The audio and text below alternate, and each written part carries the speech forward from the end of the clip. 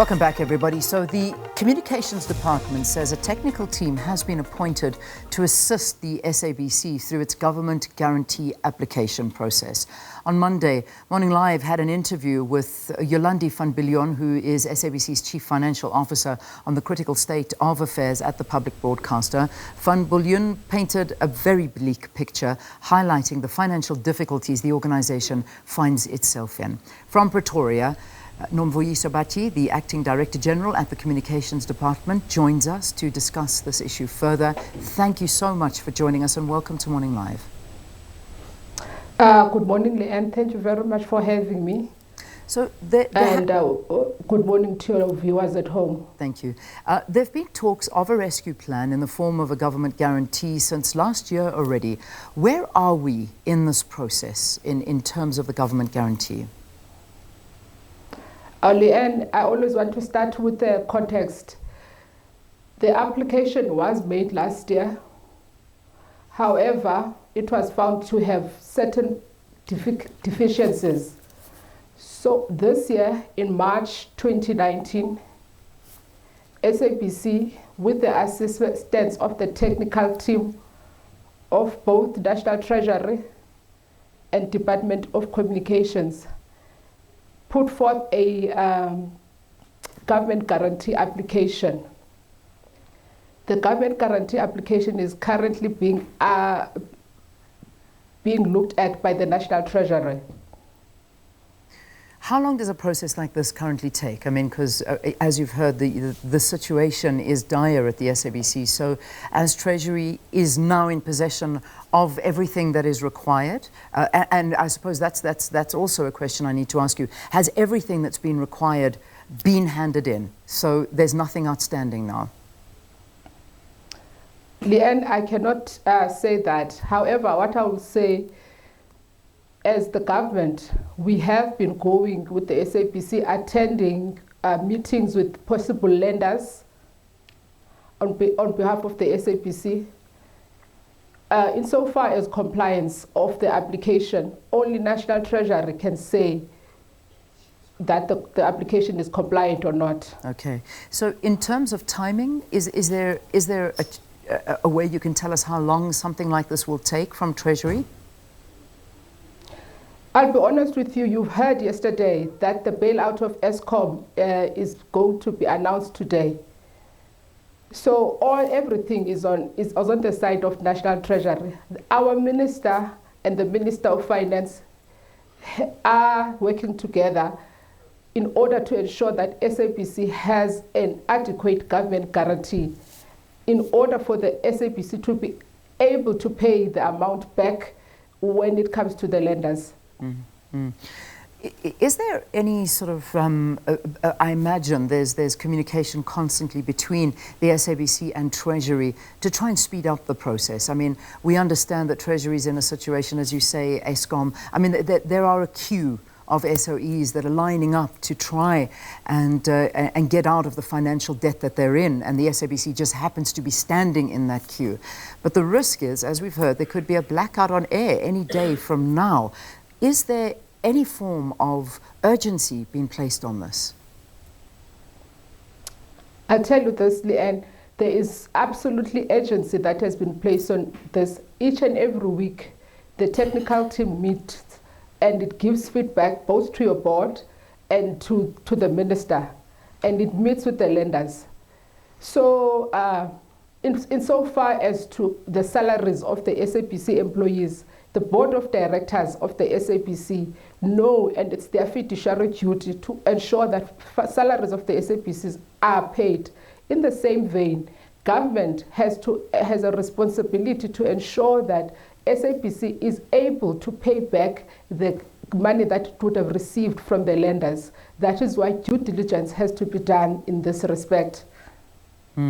Let's talk a little to the technical team that you referred to at the beginning of the interview from the Communications Department that is actually going to be assisting the SABC. Firstly, why they have been brought aboard now and not earlier? Why is it that we find ourselves with this technical team now, and what are they helping the SABC with? Okay. The technical team has been around since November. It has been assisting the SABC. You would recall, and last year SABC had a turnaround plan that it tabled before Parliament. I think it was in September last year. That same turnaround plan was tabled before the National Treasury.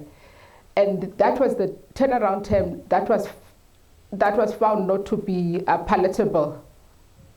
Therefore, the technical team of the department assisted, and moreover, government ensured that there is a government technical assistance center that was assigned to SABC in order to come up with a turnaround plan that will be responsive to the broadcasting landscape as it currently stands. When I suppose a question that needs to be asked is that for any entity, and now we talk to the SABC and any other SOE, what is the litmus test or expectations that we need to achieve in order to receive funding or loans? I'll be honest with you, Leanne, that technical expertise does not reside within the Department of Communication. Yeah. It resides within National Treasury. They are the ones that will tell you this is the kind of test that the SABC or any other state-owned company has to meet in order to receive a government guarantee. Yeah. The part that we do from our side is to offer technical assistance in order to ensure that the application of the SABC meets the requirements of National Treasury. Yeah, certainly. I know that the questions I'm asking you do sort of fall within the mandate of Treasury, and I do understand that. But I suppose because we have you here and we're getting a little bit of sort of information as to where we stand, I'm trying to throw as many questions as I can at you. And you know, I suppose the big question that needs to be asked is if the SABC fails to meet these expectations, which we obviously don't know, we need to speak to Treasury, that would mean no guarantee for us, and that means switching off the SABC. Does government want to see something like that happen? As you can imagine, government does not want to see a SABC that is closing. That is why I keep emphasizing that government has been working very closely with the SABC to ensure that their application meets the requirements. And we cannot allow that the SABC finds itself in this position again come next year or in the near future, which we know SABC has been in this position before. Mm-hmm. One of the first duties of the communications minister when she came in was quite a tough one. She came in at a time where the SABC board had come forward and recommended that there be massive retrenchments here at the SABC. And then, of course, the board and the minister butted heads and said, definitely not. There will be no job retrenchments happening here at the SABC. And, of course, that was all in order to try and save money. So the retrenchments were stopped, but now we still sit with that massive bill over the SABC's head of about 3 million or 3 billion rand annually to try and pay staff. So it was stopped, but further than that, there's not much more direction that the communications minister has actually given to the SABC, or has she?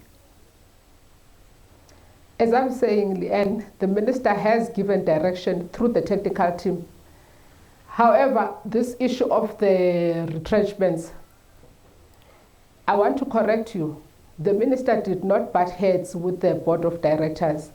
The only thing which she has said a number of times is that the SABC has to show plans as to once you retrench these people, what are the alternatives that you are going to use? Because as you can imagine, when you're retrenching people, you have to pay those people money. For knowing SABC is in a financial distress, how are they going to pay those people that are going to retrench? How are they going to ensure that they retain skilled people within the organization? It's an entire plan that she required from the SABC. So that is why she wanted to apply her mind to that plan, which plan was never tabled before her. So this plan, is it now in order?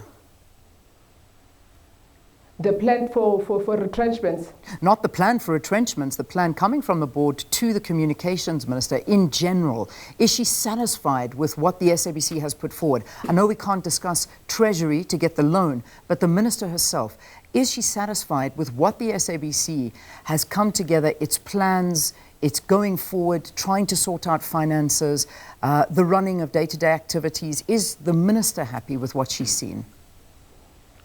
I want to put it in context again.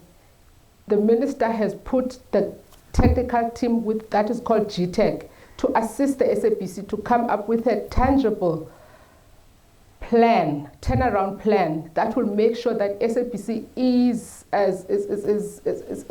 competitive in this landscape.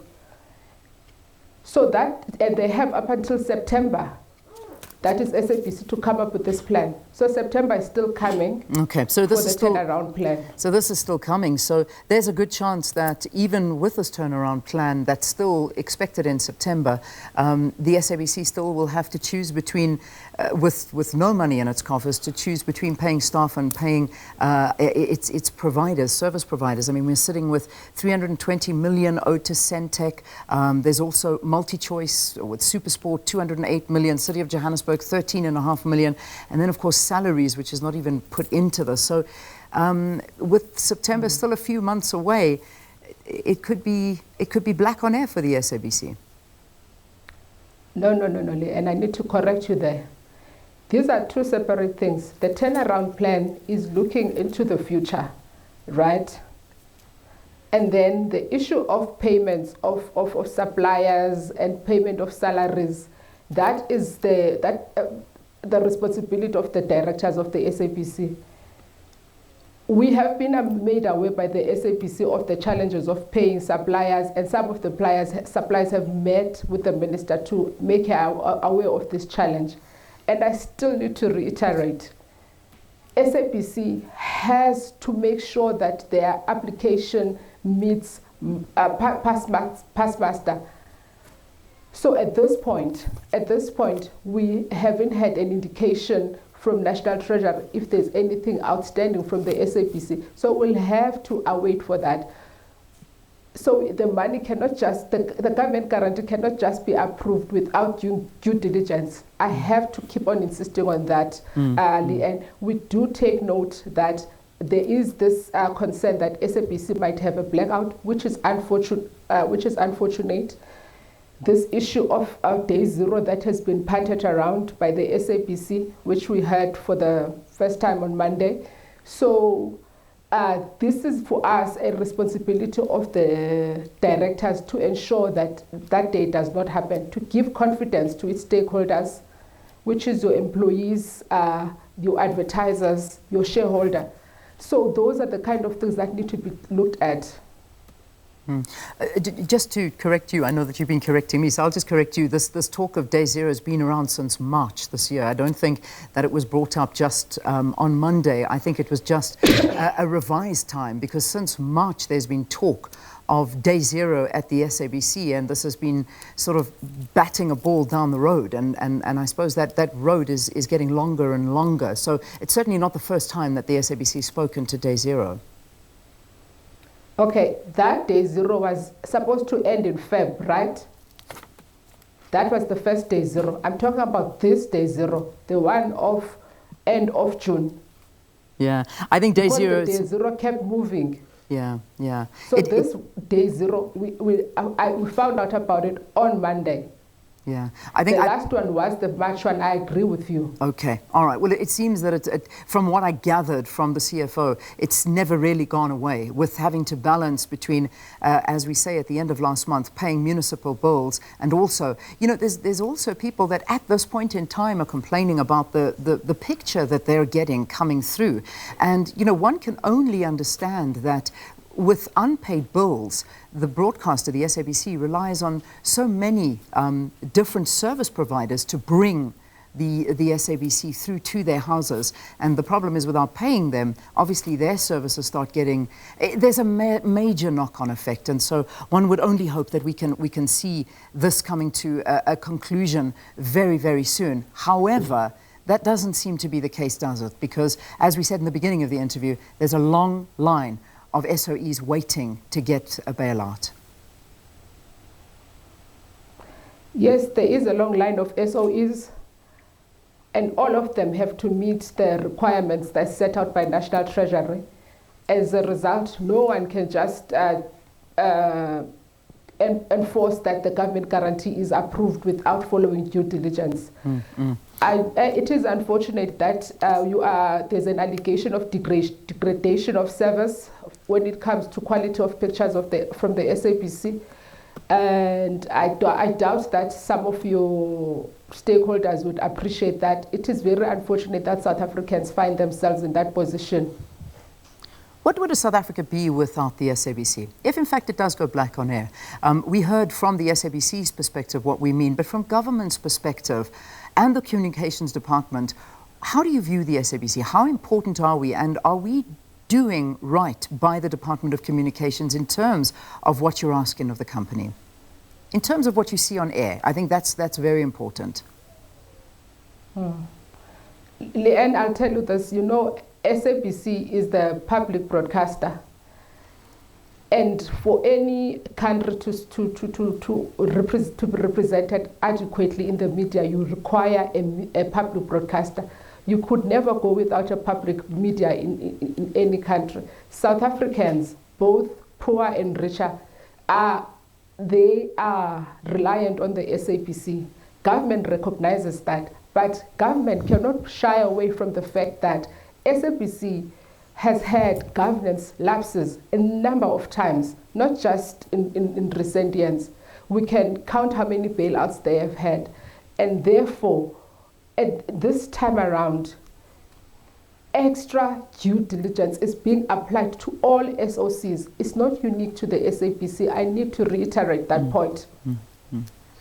We appreciate your time. We thank you very much for bringing us up to speed with the government's stance on the bailouts and the SOEs. And as we keep on emphasizing, the SABC is just one entity in a queue of a lot of entities. We'll be hearing about Eskom today and Treasury stance on their decision on what they'll be doing for the Eskom, but not for the SABC at this point. So from our Pretoria studios, Nomvuyiso Batyi, who is the acting DG at the Communications Department, talking to us about the financial situation at the SABC.